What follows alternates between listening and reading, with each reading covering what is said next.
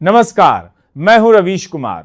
दोस्तों, पश्चिम बंगाल की राजनीति इस वक्त ऐसी लग रही है जैसे किसी फिल्म के डायरेक्टर ने बीच शूटिंग में स्क्रिप्ट फाड़कर नई कहानी शुरू कर दी हो और रिजल्ट आते ही कहीं जश्न, कहीं मातम, कहीं आरोप, तो कहीं ऐसा बवाल कि पूरा राजनीतिक बाजार मेगा सेल पर लगा हुआ महसूस हो रहा है। अब जरा कहानी सुनिए।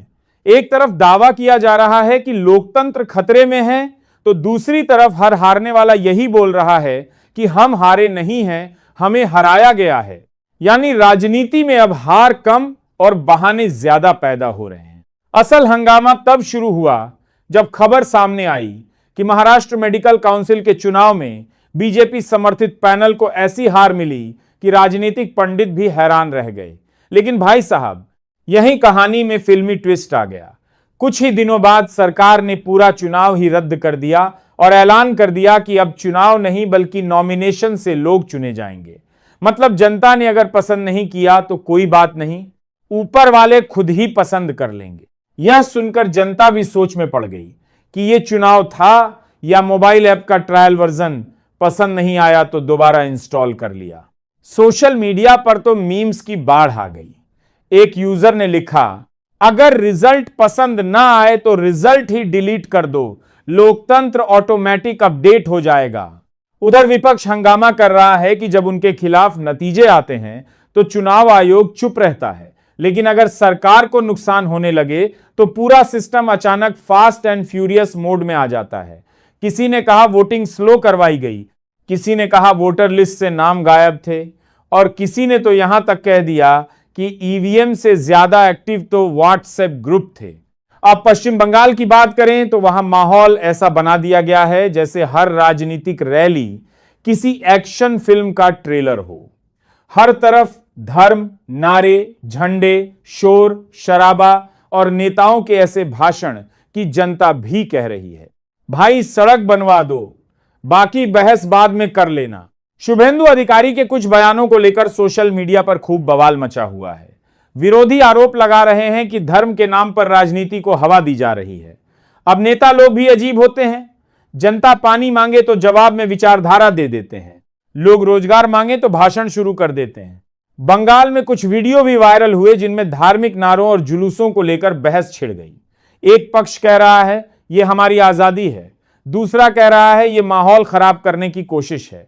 बेचारे आम लोग सोच रहे हैं हमें तो बस चैन चाहिए, ये रोज रोज का ट्रेलर कब खत्म होगा। इसी बीच एक और खबर ने लोगों को चौंका दिया।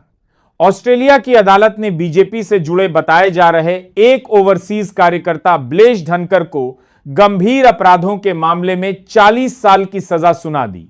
सोशल मीडिया पर इसके बाद राजनीतिक लड़ाई और तेज हो गई। एक तरफ लोग कह रहे हैं देखो असली चेहरा सामने आ गया, तो दूसरी तरफ समर्थक तुरंत दूरी बनाते नजर आए, जैसे व्हाट्सएप ग्रुप में गलत मैसेज आते ही लोग बोलते हैं भाई ये मेरा फॉरवर्ड नहीं था। उधर बिहार में भी राजनीति ने कॉमेडी शो का रूप ले लिया। एक युवा मंत्री जी भाषण में 2025 की जगह 1925 बोल गए। अब सोशल मीडिया वालों को और क्या चाहिए था। किसी ने लिखा, लगता है मंत्री जी पिछले जन्म से ही सरकार में हैं। एक और यूजर ने मजाक उड़ाते हुए कहा, इतनी पुरानी तारीख याद है, लगता है इतिहास की किताब ज्यादा पढ़ ली। बिहार की जनता वैसे ही स्वास्थ्य व्यवस्था से परेशान है, ऊपर से ऐसे बयान सुनकर लोग हंस भी रहे हैं और माथा भी पकड़ रहे हैं, क्योंकि यहां राजनीति में योग्यता कम और खानदानी पहचान ज्यादा चलती दिखाई देती है। अगर आपके पिताजी नेता हैं तो फिर अनुभव की जरूरत नहीं, सीधा मंत्री पद मिल सकता है। जनता कहती है यहां नौकरी के लिए 5 इंटरव्यू होते हैं, लेकिन राजनीति में सिर्फ एक फैमिली फोटो काफी है। उधर उत्तर प्रदेश से एक मुस्लिम महिला का वीडियो सामने आया जिसमें वह गैस एजेंसी वालों के व्यवहार पर रोते हुए शिकायत कर रही थी। वीडियो वायरल होते ही लोगों ने नाराजगी जाहिर की। सोशल मीडिया पर यूजर्स कहने लगे कि आम आदमी अब सरकारी दफ्तरों में काम करवाने नहीं बल्कि अपनी इज्जत बचाने जाता है।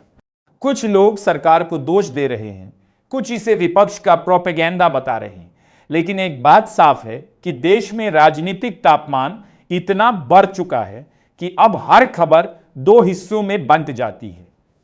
अब जनता भी समझदार हो चुकी है। लोग कहते हैं हमें न दाएं से मतलब है न बाएं से, बस महंगाई कम कर दो, बिजली दे दो, सड़क बना दो और रोज रोज का ये राजनीतिक रियलिटी शो बंद कर दो। लेकिन नेता लोग कहाँ मानने वाले हैं। चुनाव आते ही सबको जनता याद आने लगती है। कोई धर्म बचाने निकल पड़ता है, कोई संविधान बचाने, और बेचारे हम लोग सोचते रह जाते हैं हमारा बजट कौन बचाएगा।